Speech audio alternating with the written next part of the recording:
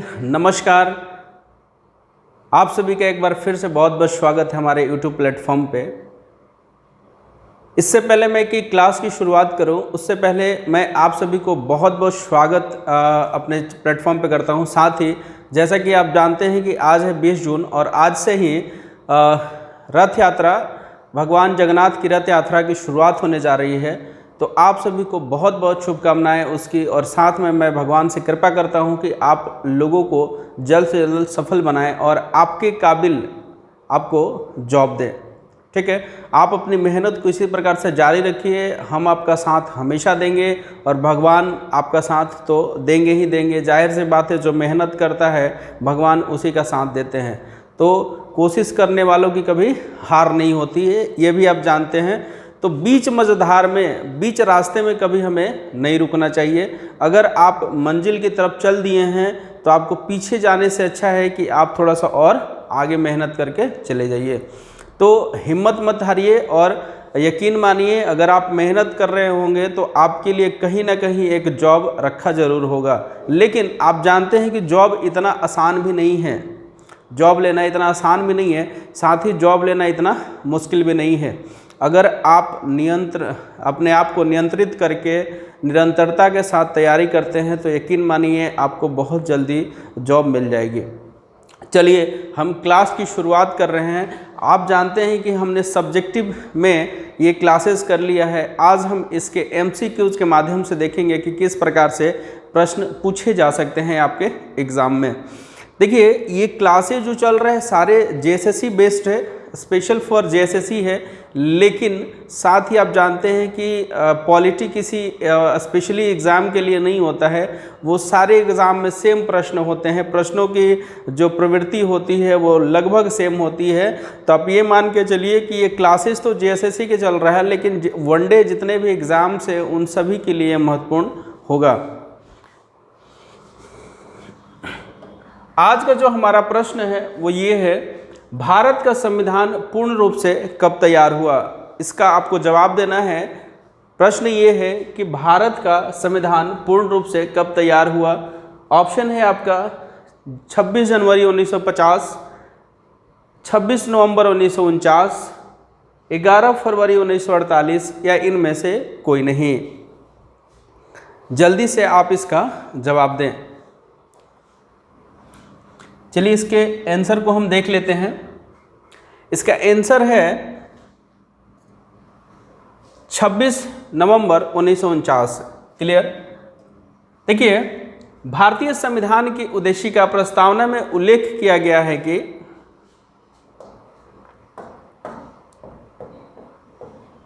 भारतीय संविधान की उद्देशिका प्रस्तावना में उल्लेख किया गया है कि 26 नवंबर 1949 को भारत के लोगों ने संविधान को अंगीकृत, अधिनियमित और आत्मर्पित किया है। संविधान को अपनाने, उसके पूर्ण होने, पारित होने तथा इसको अंतिम रूप से देने की तारीख क्या रखी गई है?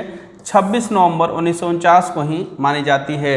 इसी दिन नागरिकता, अंतःकालीन संसद, अस्थायी और संक्रमणकालीन उपबंध लागू हुए थे।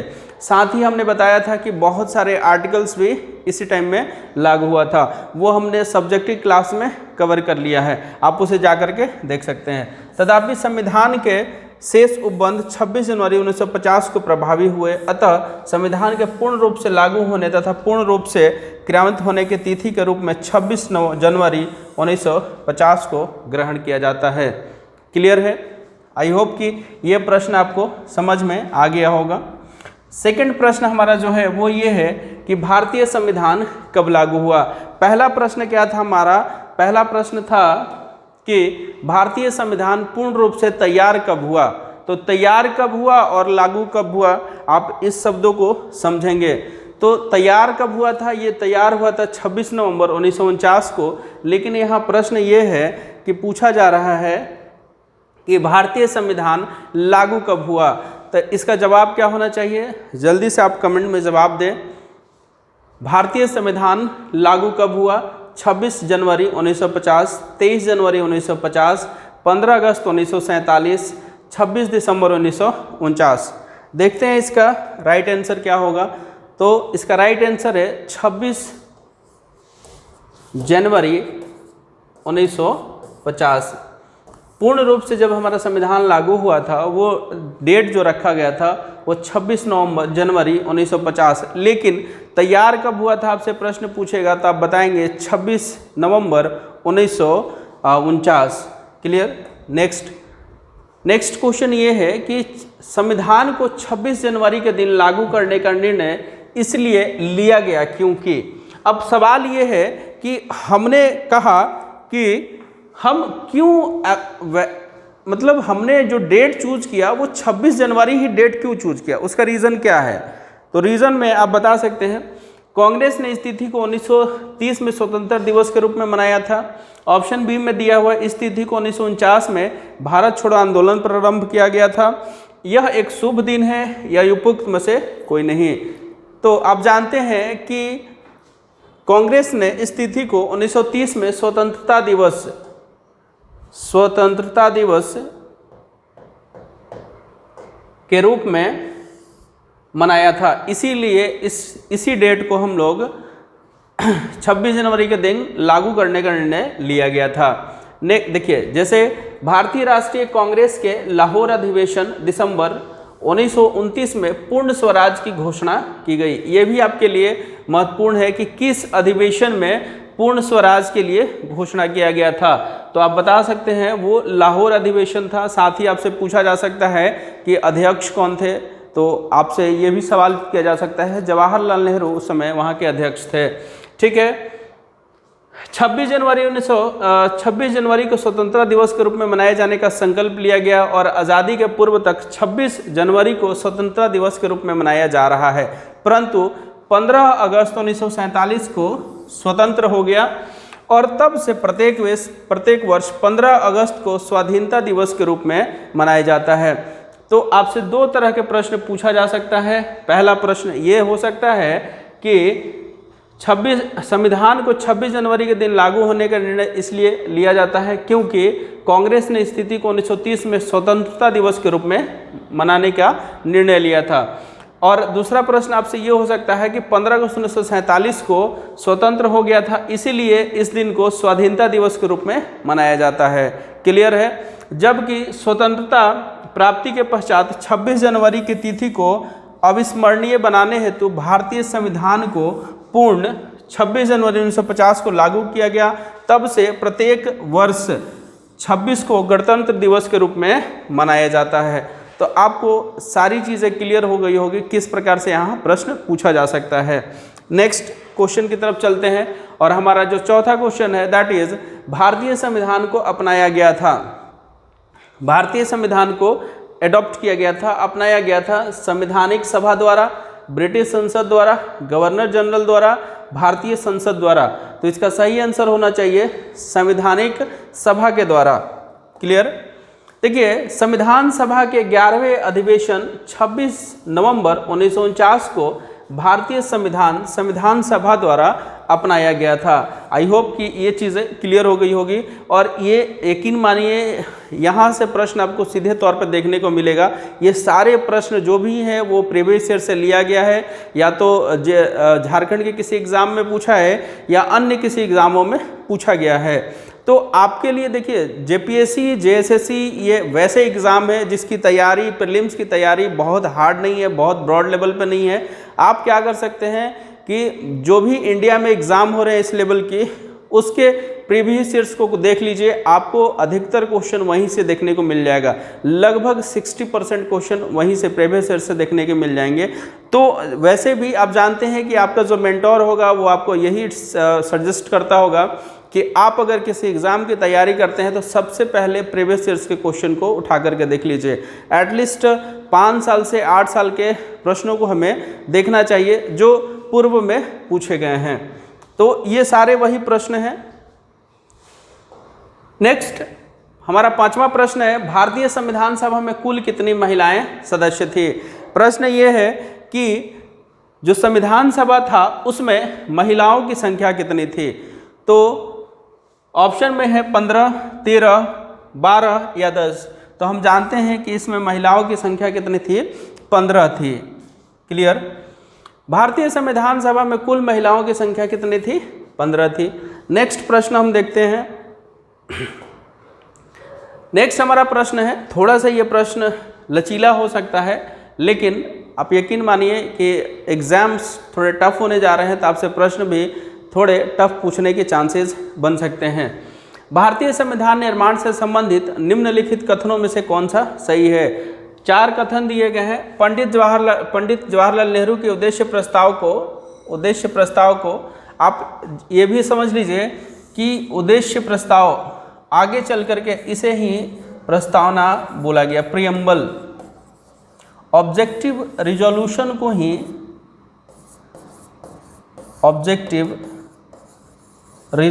को ही आगे चल करके प्रियम्बल के तौर पे देखा गया। तो प्रश्न ये है कि पंडित जवाहरलाल नेहरू के उद्देश्य प्रस्ताव को संविधान सभा द्वारा स्वीकार किया गया था, संविधान के निर्माण पर असर था। तो ऑप्शन में है, एक बार फिर से मैं अच्छे से थोड़ा सा प्रश्न को पढ़ देता हूं। भारतीय संविधान निर्माण से संबंधित निम्नलिखित कथनों में से कौन सा सही है? पहला है कि पंडित जवाहरलाल नेहरू के उद्देश्य प्रस्ताव जो संविधान सभा द्वारा स्वीकार किया गया था, संविधान के निर्माण पर असर था। उद्देशिका बहुत महत्वपूर्ण उद्देश्यों की पूर्ति करती है। संविधान को भारत के लोगों से आदेशित किया जाता है। राज्य के मुखिया को लोग प्रत्यक्ष रूप से निर्वाचित करते हैं। आपको बताना है 1 2 3, 1 3 4, 2 3 4 या फिर सभी चारों, उपयुक्त में से सभी। इसका आंसर आप बताएं। देखिए, तो इसका आंसर आपका हो जाएगा 1 2 3 ए। कैसे होगा? तो भारतीय संविधान के तहत राज्यों के मुखिया अर्थात राष्ट्रपति का निर्वाचन लोगों द्वारा प्रत्यक्ष रूप से नहीं बल्कि अप्रत्यक्ष रूप से जनप्रतिनिधियों, संसद एवं विधानसभा के निर्वाचित सदस्यों के माध्यम से किया जाता है। अन्य तीनों कथन क्या है? सही है। तो एक कथन आपका दिया हुआ था, राज्य के मुखिया के लोग को प्रत्यक्ष रूप से निर्वाचित किया जाता है। आप जानते हैं कि जब राष्ट्रपति का निर्वाचन होता है तो हम उनको एकदम प्रत्यक्ष तौर पे वोटिंग नहीं करते हैं। उनको जो वोट देते हैं, जैसे एमएलए हो गए, एमपी हो गए, हम उनको वोट देते हैं, वो हमारी तरफ से जाकर के वोट देते हैं। तो ये राष्ट्रपति का चुनाव हमेशा क्या होता है? अप्रत्यक्ष तौर पे होता है, इनडायरेक्ट होता है। नेक्स्ट प्रश्न ये है कि संविधान सभा द्वारा भारतीय संविधान को स्वीकृत किया गया, कब किया गया? 15 अगस्त 1947 को, 30 जून 1948 को, 26 नवंबर 1949 को या 26 जनवरी 1950 को। सवाल समझिएगा, संविधान सभा द्वारा भारतीय संविधान को स्वीकृत किया गया, कब स्वीकार किया गया? तो इसका सही आंसर हो जाएगा आपका 26 नवंबर 1949 को। क्लियर? नेक्स्ट, भारतीय संविधान को 26 नवंबर 1949 को किसके द्वारा अधिनियमित किया गया था? ऑप्शन है आपका संविधान सभा द्वारा, भारत के गवर्नर जनरल द्वारा, भारतीय संसद द्वारा, ब्रिटिश संसद द्वारा। तो हमने इस तरह के प्रश्न को पूर्व में भी देखा है। इसका सही आंसर हो जाएगा संविधान सभा द्वारा। Next, B.R. अम्बेडकर का संविधान सभा में निर्वाचन हुआ था, कहाँ से हुआ था? पश्चिम बंगाल से। बहुत इंपॉर्टेंट प्रश्न है ये, VVI प्रश्न है। पश्चिम बंगाल से, बम्बई प्रेसिडेंसी से, तत्कालीन मध्य भारत से या पंजाब से। तो आप जानते हैं कि B.R. अम्बेडकर का जो निर्वाचन हुआ था वो बम्बई से हुआ था, बम्बई से। और B.R. अम्बेडकर ही थे जिन्होंने बौद्ध धर्म के लिए प्रचार प्रसार किया था, जिसकी वजह से उन्हीं की वजह से आज जो बौद्धों की संख्या है, बौद्ध रिलीजन की संख्या बची हुई है महाराष्ट्र साइड में, वो इन्हीं के वजह से हुआ था। ठीक है, ये लास्ट में अंत में इन्होंने बौद्ध धर्म को अपना लिया था। आगे हम देखते हैं नेक्स्ट प्रश्न। वर्ष 1946 में संपन्न संविधान सभा के प्रारंभिक चुनाव में डॉक्टर भीमराव अंबेडकर अविभाजित भारत के बंगाल प्रांत के पूर्वी भाग से निर्वाचित हुए थे। बाद में यह क्षेत्र पाकिस्तान में चले जाने के कारण डॉक्टर अंबेडकर भारतीय गणराज्य के बम्बई प्रेसिडेंसी पूना संसदीय क्षेत्र से उपचुनाव में निर्वाचित होकर भारतीय संविधान सभा द्वारा सम्मिलित हुए थे। अब एक प्रश्न आपसे और पूछा जा सकता है कि भीमराव अंबेडकर जब संविधान समिति बनाया गया था तो ये किस समिति के अध्यक्ष थे, और ये प्रश्न बहुत इंपॉर्टेंट है। साथ ही आपसे यह भी प्रश्न पूछा जा सकता है कि जिस समिति के अध्यक्ष थे उन समिति में मेंबर्स कितने थे। तो पहले तो उस समिति का नाम था प्रारूप समिति, ड्राफ्टिंग कमेटी नाम था, और उसमें भीमराव अंबेडकर अध्यक्ष थे और इनके अलावा 6 और सदस्य थे।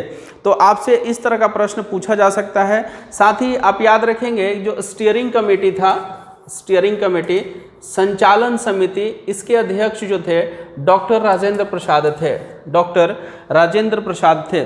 तो इस तरह का प्रश्न आपसे पूछा जा सकता है। इसको हमने कवर करवा दिया है अपने सब्जेक्टिव वाले क्लासेज में, तो आप उस क्लास को पहले देखें फिर इस प्रश्न को लगाएं तो आपको आसानी से लग जाएगा। क्लियर है? नेक्स्ट, पुनः सीट के लिए उनके लिए कांग्रेस के एम आर जयकर ने त्यागपत्र देकर रिक्त की थी। यद्यपि विकल्प ए में पश्चिम बंगाल है, फिर भी यह अभीष्ट विकल्प नहीं हो सकता है क्योंकि डॉक्टर बी.आर. अम्बेडकर पूर्वी बंगाल से प्रथमतः निर्वाचित हुए थे, अंततः उन्होंने बम्बई प्रेसिडेंसी से निर्वाचित कर लिया था।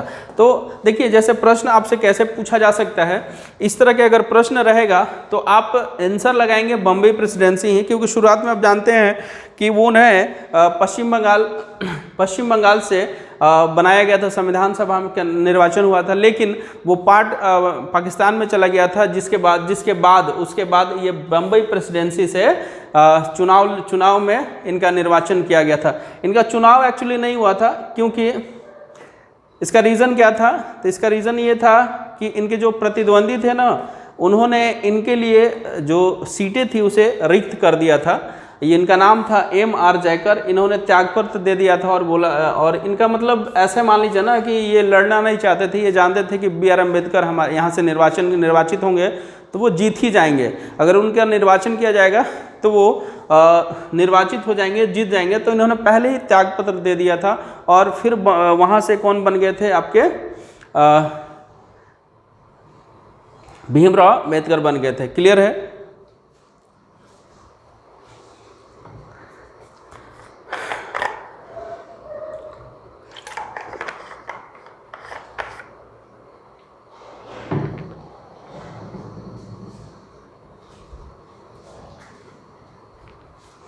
नेक्स्ट आगे, डॉक्टर भीमराव अंबेडकर का जन्म और मृत्यु कब हुई? ऑप्शन में है 1886, 1951, 1891, 1956, 1879, 1961, 1889, 1961। तो बताएं सही आंसर क्या होगा? इसका सही आंसर है 1891, 1956। कैसे है देखिए, भारतीय संविधान निर्माण में मुख्य भूमिका निभाने वाले डॉक्टर भीमराव अम्बेडकर का जन्म 14 अप्रैल 1891 में हुआ था, और ये कहाँ हुआ था? महू, मध्य प्रदेश में है ये, तथा मृत्यु 6 दिसंबर 1956 को दिल्ली में हो गई थी। नेक्स्ट प्रश्न,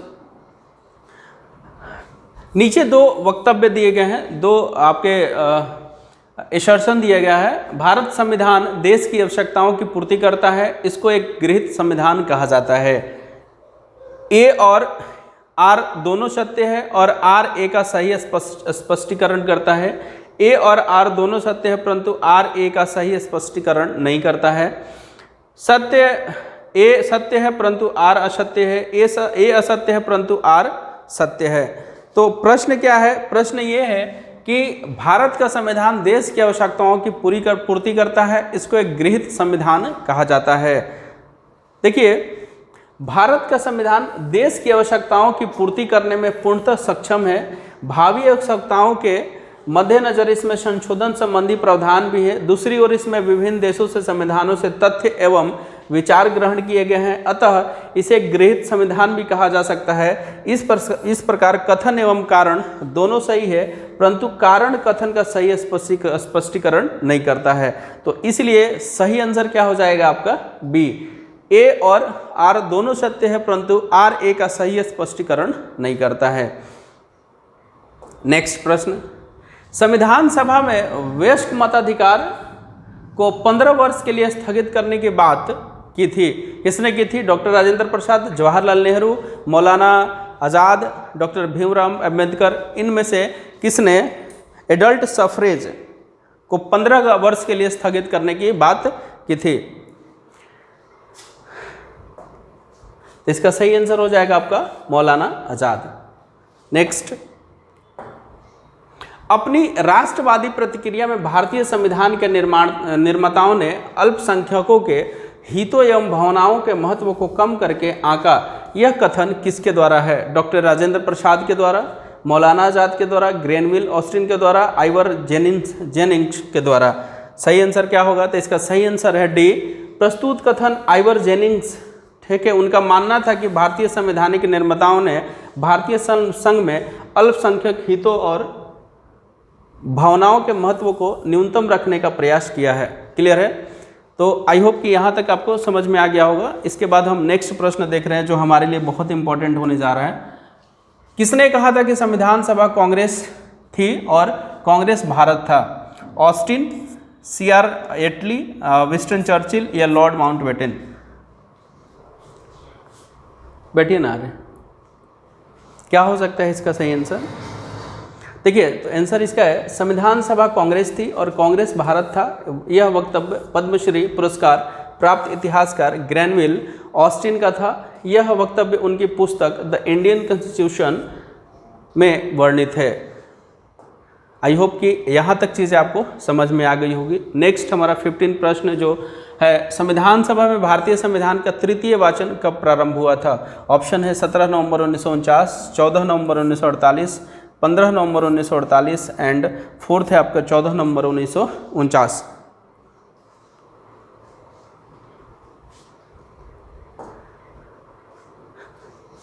क्लियर है? तो इसका सही आंसर हो जाएगा 14 नवंबर 1949।